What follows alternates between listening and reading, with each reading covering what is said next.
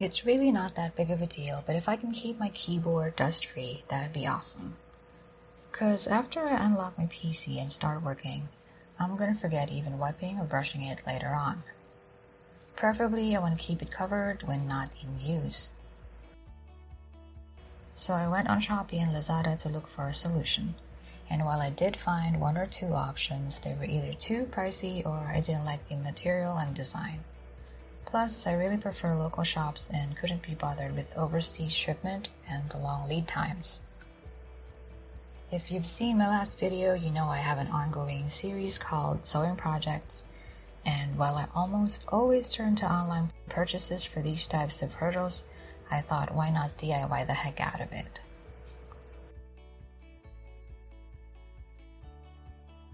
Time to whip out the makeshift sewing kit.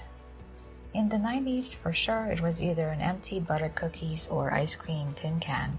Comment down below what your mom had as a sewing kit back in the day. Okay, let's begin. Of course, I start measuring the unit. It looks simple, right? Because it's angled and it's rectangular.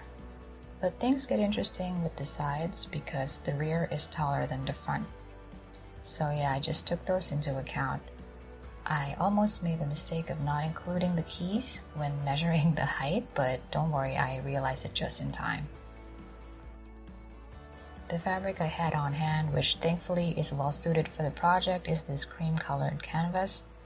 As you can see, I have multiple strokes or markings of tailor's chalk. It's a little messy, but I didn't want to waste any fabric, so it is what it is. After cutting the piece for the main panel, I made final checks that the keyboard fits.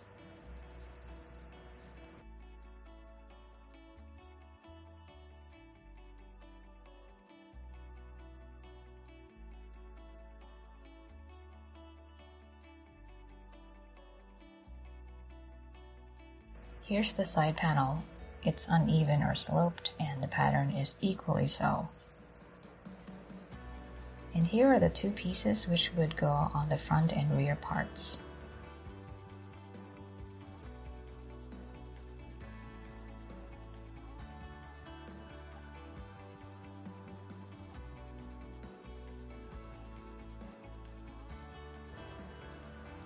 This is Gina, the go-to fabric to use in linings or any cheap sewing project.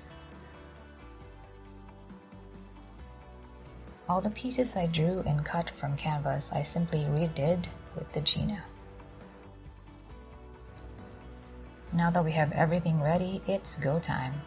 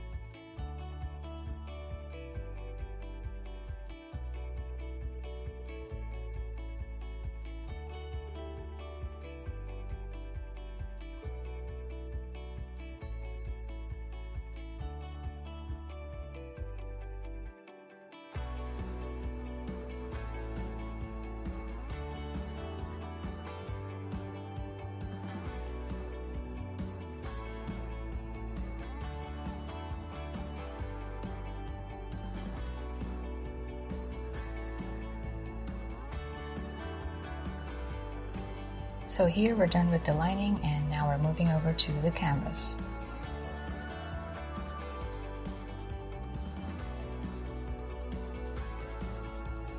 Oh, And hey, if you haven't already, check out my previous videos, especially the ones from the sewing project series.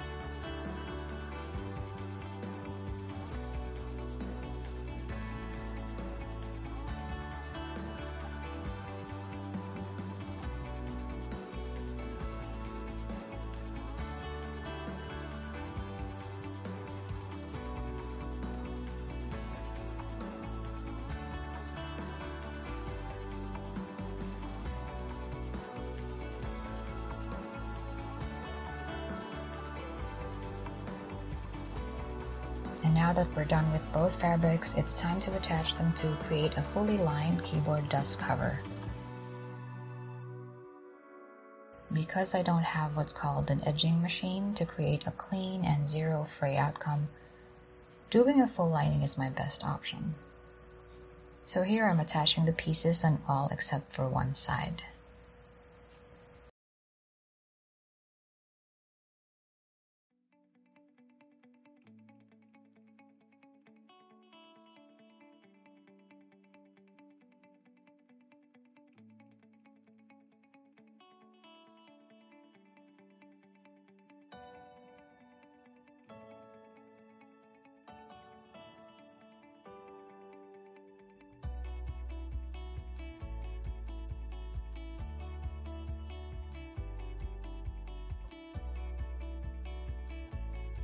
I simply need to turn it inside out, or rather flip it to get to the right face, and hide the stitching and then seal it off by sewing.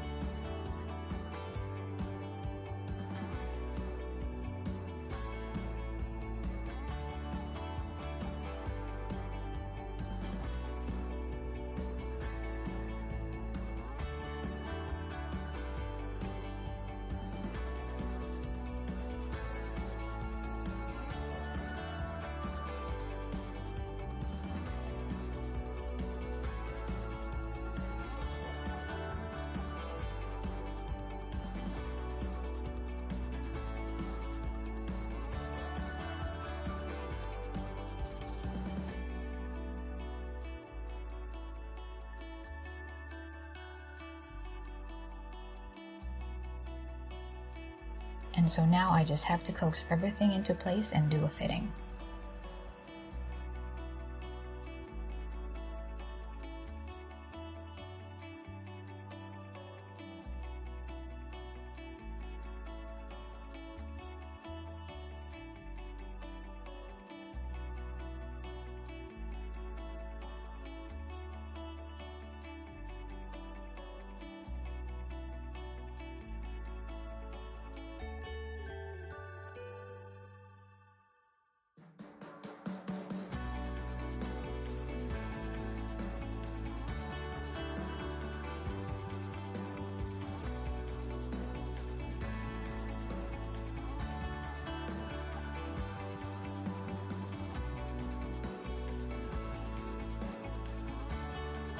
But do we stop there? Because Tita is so extra, I made another one, but instead of Gina cloth, I used a printed fabric. I've had this unused cloth for over 5 years maybe. Literally, it took a pandemic for me to get around to it. And props for me for remembering to attach the label.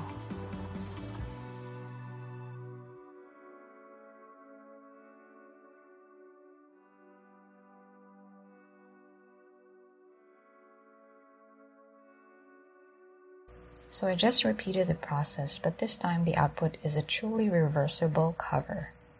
Comment down below which side you prefer.